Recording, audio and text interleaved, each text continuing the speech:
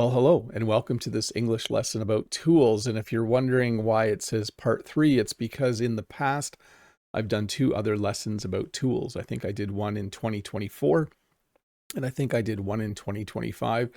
And in one of the lessons, I even talked about the verbs that you use to talk about using those tools.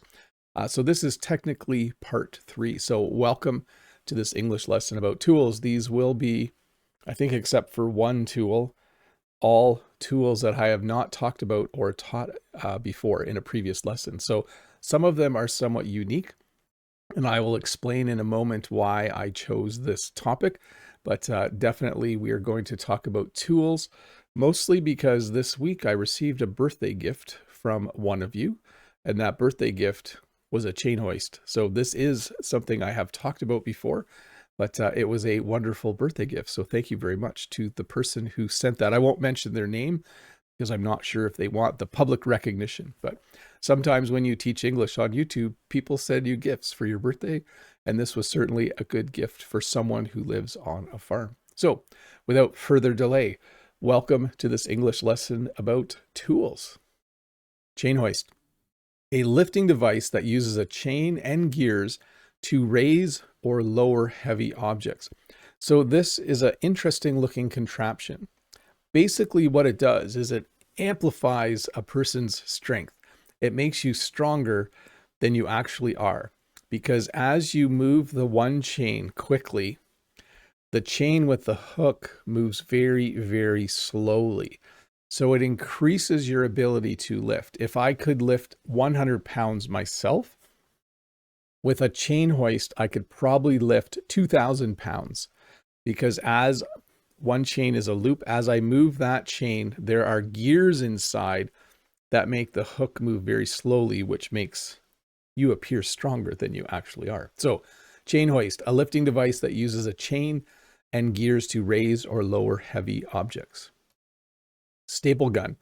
This is a very common tool. In fact, sometimes when I do lessons about tools, people say, oh, I'm not interested because I don't like fixing things. I don't like working on things. But I would say half of the tools I'm going to talk about are tools that anybody could use in your house, in your garage, working on fixing like a piece of furniture. So a staple gun, a tool that drives staples into wood or other materials to fasten them together. So a stapler is used to staple paper together, but a staple gun is a much more powerful machine, and it will shoot. I should have put a picture of a staple there, but a staple, this is my impression of a staple. A staple is like a thin piece of metal, and it gets pushed into whatever you're trying to fasten together. So staple gun, a tool that drives staples into wood or other materials to fasten them together. Allen key, a small L-shaped tool used to tighten or loosen bolts with a hexagonal socket, also called a hex wrench. So these are actually quite small. The picture's a little bit big, but these tools are actually quite small. And you use them on, like, there's certain things where you need a little Allen key to tighten it. Actually not my tripod, but Jen's tripod for her camera, where the legs connect, she needs an Allen key or a hex wrench in order to tighten those every once in a while. They don't stay tight, the little bolts. So it's kind of, we thought it was a good tripod, but it ended up being not a very good tripod. We have to use an Allen key, which is a small L-shaped tool used to tighten or loosen bolts with a little hexagonal socket, and also called a hex wrench. Torque wrench. So this is a little more specialized. A torque wrench is a wrench used to tighten bolts or nuts to a specific amount of force. So if you've ever worked on equipment, sometimes you have to tighten a bolt, and you don't want to just tighten it as far as you can.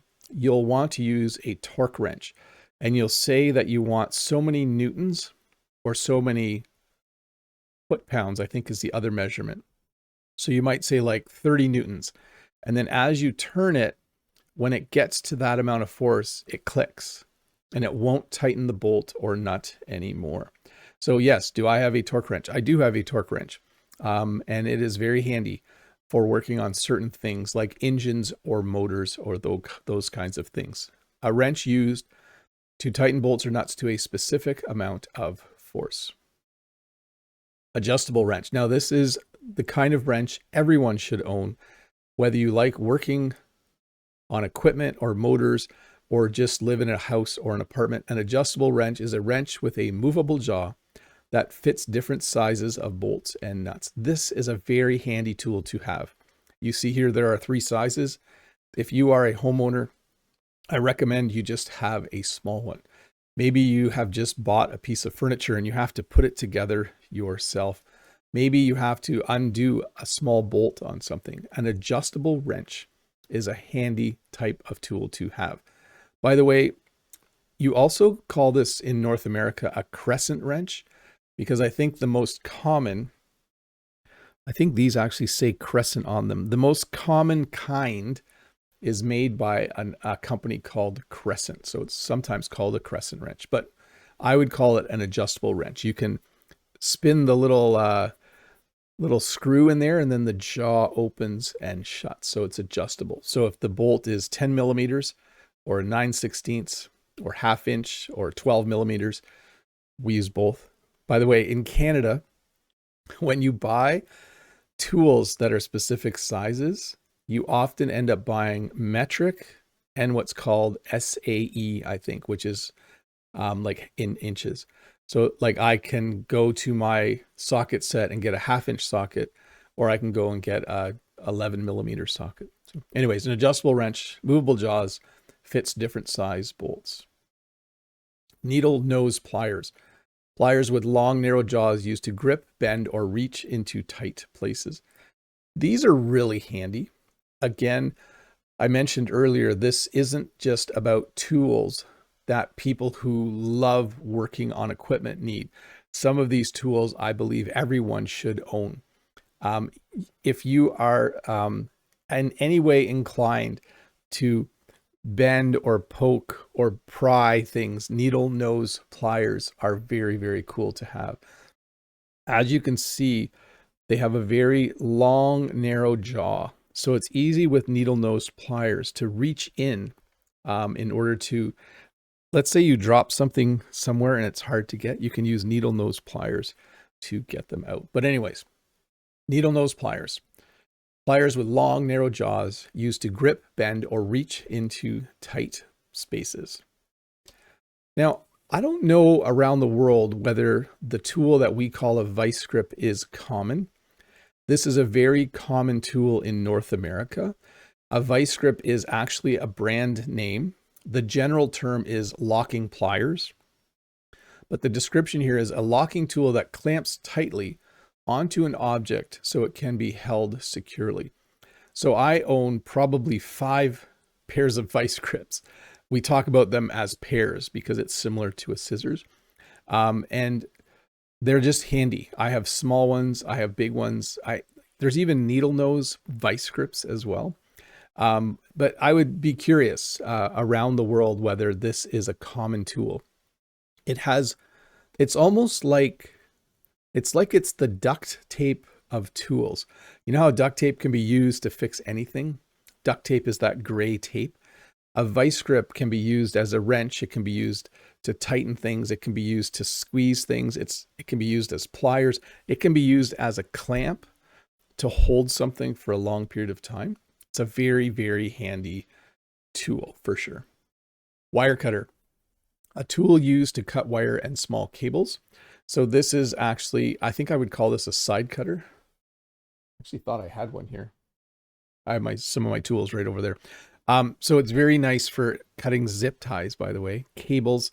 It's tiny and really easy to use to cut wire and other small cables. So a wire cutter, you can see it has 2 very sharp jaws.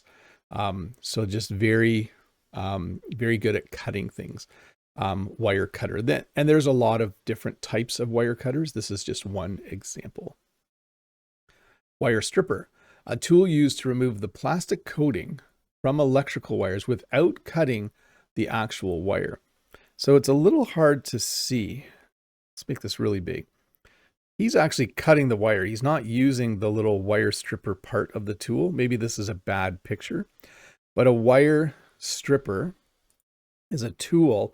So if you have a wire with a plastic coating and inside is a copper or aluminum wire, the wire stripper allows you to remove the plastic from the end and doesn't cut the actual wire. So if you're an electrician or if you're doing any kind of electrical work, you use a wire stripper to expose the actual wire so then you can then connect it to another wire or connect it to something in an electrical panel. So wire stripper, a tool used to remove the plastic coating from electrical wires without cutting the actual wire. Very handy. Do not use your teeth as a wire stripper. Some people try to do that. It's not a good idea. They use like just a normal knife and then they use their teeth. Not good for your teeth. Go buy a wire stripper. Tin snips, a hand tool used to cut thin sheets of metal. So as many of you know, when I was younger, in my university years, in the summer, I would work in construction. One of the jobs we had was building chicken barns, and chicken barns are covered with what's called sheet metal. So very thin, big sheets of metal. And we would often use tin snips to cut the metal. By the way, did you know there are left-handed, right-handed, and center tin snips? I guess not left or right-handed, but the one pair allows you to cut to the right, the other pair allows you to cut to the left, and the other pair allows you to cut straight. I don't remember which color is which, but tin snips, a hand tool used to cut thin sheets of metal. A file, a tool with a rough surface used to smooth, shape, or sharpen metal, wood, or plastic.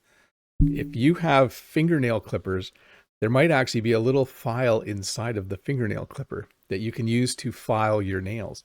But these files are used for filing wood or metal or plastic. So the blade isn't smooth, it's very rough. And so when you push it along a surface, it removes a small part of that surface. In some ways, it's a little bit like sandpaper, which you would use to smooth something off. So a tool with a rough surface used to smooth, shape, or sharpen metal, wood, or plastic. Sorry, my chair isn't in the right spot. By the way, the one closest to me is just a flat file. The one in the middle is round, and we call it a rat tail file because the file itself looks like a rat's tail. Kind of a weird name. Chisel, a tool with a sharp edge used to chip, carve, shape, or cut wood, stone, or metal. Most of the time, if I use a chisel, I use one like this. This is a chisel you would use for stone. You might use it for bricks. You might use it for blocks. You hold it with one hand and it has a nice guard. I actually have almost exactly this chisel. So when you hit it with the hammer, it reduces the possibility of hurting your hand. But if you had a brick and you wanted to split that brick into two, you would use a chisel and a hammer, and the pointy end would slowly chip away and eventually break it into a chisel. A rubber mallet, a hammer with a rubber head used to strike objects without damaging them. So I'm not sure if you were aware of the term mallet. A mallet is any kind of large hammer. It's not a sledgehammer, but you can have a mallet that's made of wood or rubber like this one. I have a rubber mallet because what were we doing? It's just really nice. If you have to hit a piece of wood, like if you needed to hit a piece of wood to put it into a certain area, if you use a rubber mallet, you don't damage the wood while you're doing it. So rubber mallet, a hammer with a rubber head, see the big rubber head, used to strike objects without damaging them. Chalk line, a tool that snaps a straight chalk line onto a surface to help with marking or cutting. So there's three pictures here. At the very far end is the actual chalk line. It's a small windable device with a string in it. And you fill it with, the middle picture here is a bottle of chalk. It's usually red or blue. And that chalk is just a very fine powder. So you put the chalk in the chalk line. Okay, there's a little door that opens and you put the chalk in. And then when you pull the string out, the string is covered with chalk. Then you hook it and you pull it tight and you snap it. This picture, let me see how big we can get the picture. You can sort of see here, he has the blue line pulled out and he's going to pull it up and let it go. And when the string snaps down, it leaves a long blue or red line of chalk. So you can then cut or mount things. You have a line to work on. Hopefully I explained that well. Chalk line, a tool that snaps a straight chalk line onto a surface to help with marking or cutting. Plumb bob. We don't actually use these very often anymore. I think bricklayers might still use them, but a plumb bob is a weighted tool on the end of a string used to check if something is perfectly vertical. So when you hang a plumb bob, naturally the weight, because of gravity, when it stops moving, the string will have created a perfectly straight vertical line, 90 degrees perpendicular from the earth. So when you build a building, you want it to be straight. And so you might use a plumb bob to make sure things stay straight. I actually don't own a plumb bob, and I'll explain why in just a moment. But a very handy way to build a wall or a building so it's completely straight. The reason I don't have a plumb bob is because I have a level. A level is a tool used to check if a surface is perfectly horizontal or vertical. So a level, when you put a level on top of something, there's a little bubble inside of a little glass vial. And if you put the level perfectly level, the bubble's in the middle. You can also use it vertically, where there's a bubble and you can move it back and forth. And when the bubble is perfectly in the middle, you have a wall that is vertical. Because I do not build things that are really tall, a level works fine for my case for doing vertical or horizontal leveling. But a plumb bob, if I built like a tower, I would use a plumb bob. But instead, I just use a level. And I have two levels probably. I think I have a 4-foot level, like a really long one, because it's more accurate, and then a few shorter ones. Laser level, a tool that projects a straight laser line to help with leveling and aligning. So this has become very common in the construction industry. A laser level is a very handy tool. It's able to fire a horizontal laser and a vertical laser onto a surface, and then you can see perfectly if it is level. Let's say you were hanging a picture on a wall. If you used a laser level, you could get the picture completely level vertically and horizontally by following the lines on the wall. Stud finder. I'm not sure how houses are built in every part of the world. In North America, most of our houses are built using wood, and we have what are called studs in the wall. Every 16 inches or every 24 inches, there is a vertical piece of wood inside the wall. So if you want to hang a picture on the wall, you often will want to put a nail into a stud, but you can't see them because there is a surface on top of them. So you use a stud finder, a tool used to locate wooden or metal studs behind a wall. It's a very handy tool. Every homeowner should have one. You put it on the wall and click the button and you slide, and then eventually it tells you where the stud is in the wall. And then you can put a nail or screw into the wall. By the way, there is a joke about a stud finder. So a stud is another informal way of referring to like a very handsome, attractive man. Like, oh, he's a stud. I would never use that term, but it is an English term. So some people will take the stud finder and they'll go like, beep, beep, beep. Oh, it works. Pretending that they're like a real stud kind of thing. Kind of a lewd joke. Is that what it, not quite, but anyways, a funny way of using a stud finder. Paint roller, a tool with a rotating foam or fabric cover used to apply paint to large surfaces. And it just struck me that this might be one that I taught before. I think this is in one of the other tool lessons. So this is a review slide. A paintbrush has bristles and it's not very wide. If you need to paint an entire wall, you would use a paint roller, which is a tool with a rotating foam or fabric cover used to apply paint to large surfaces. If you want to paint something quickly, use a paint roller. It'll go very, very fast. Now, what you're painting needs to be relatively smooth though. Pickaxe, a heavy tool with a pointed metal head used to break hard ground or rocks. The only reason I added this tool is because I think if any of you have played Minecraft, you are probably familiar with a pickaxe. It is not a common tool. I do not own one. If I needed to dig a hole, I would use a shovel. And if I needed to dig a large hole, I would hire a man or woman with an excavator to come and dig the hole.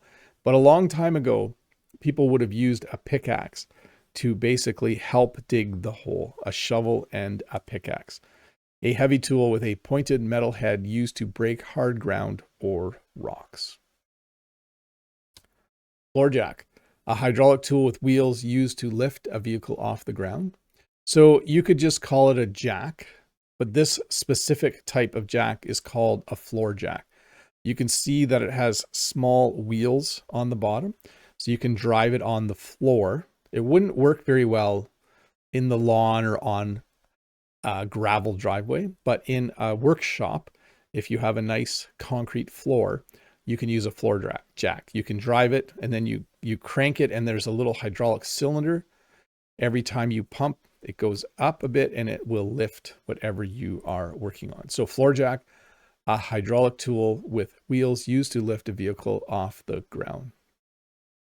Funnel, a tool with a wide opening and narrow spout used to pour liquids into small openings. I think you're all familiar with what a funnel is. If you need to put oil in your car, it's nice to use a funnel.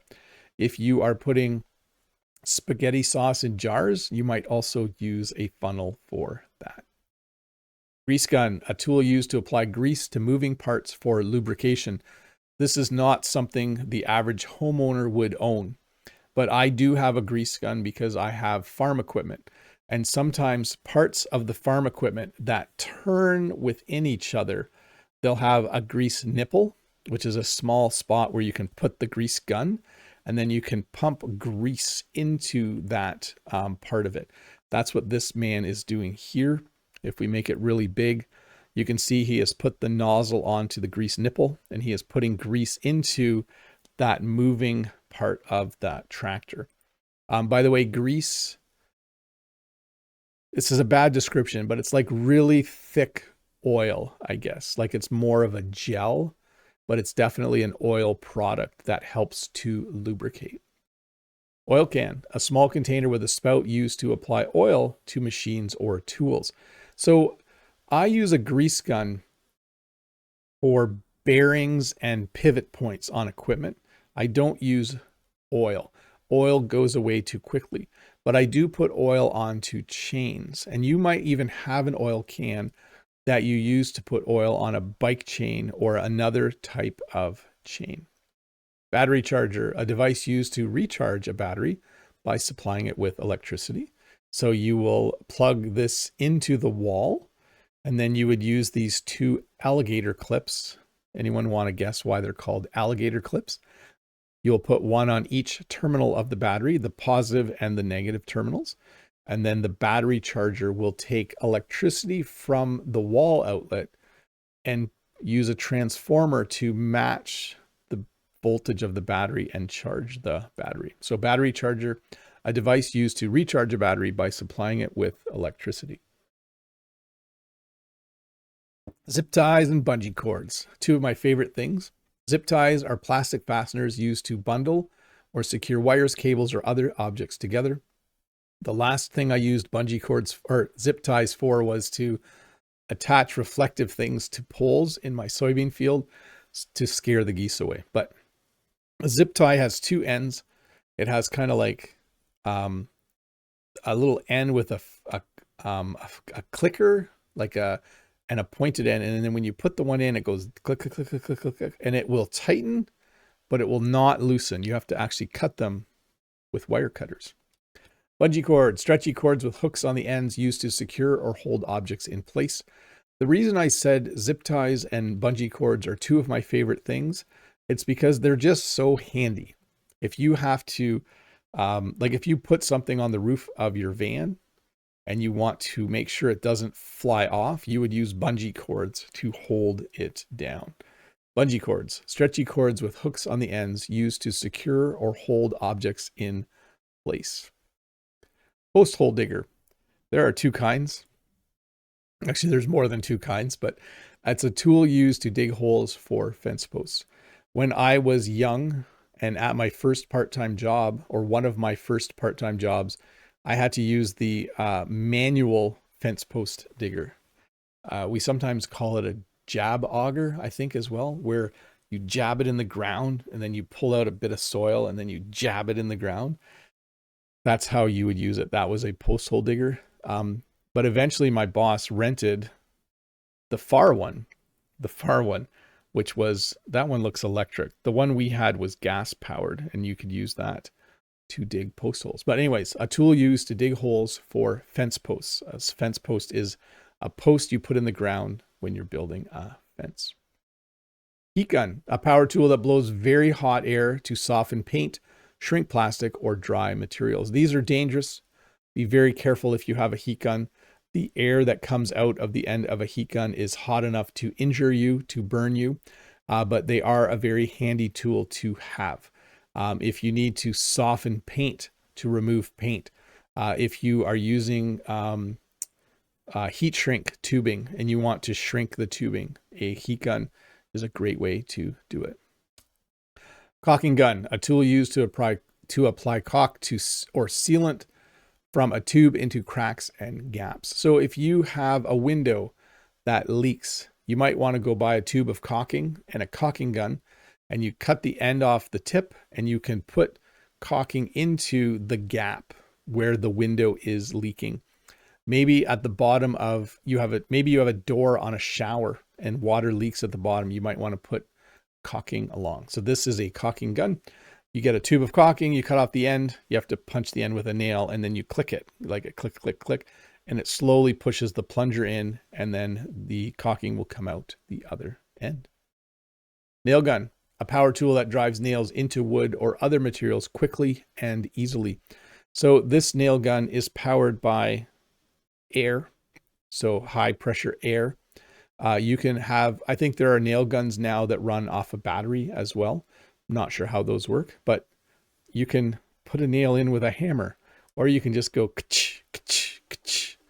It's my sound effect for a nail gun. A power tool that drives nails into wood or other materials quickly and easily.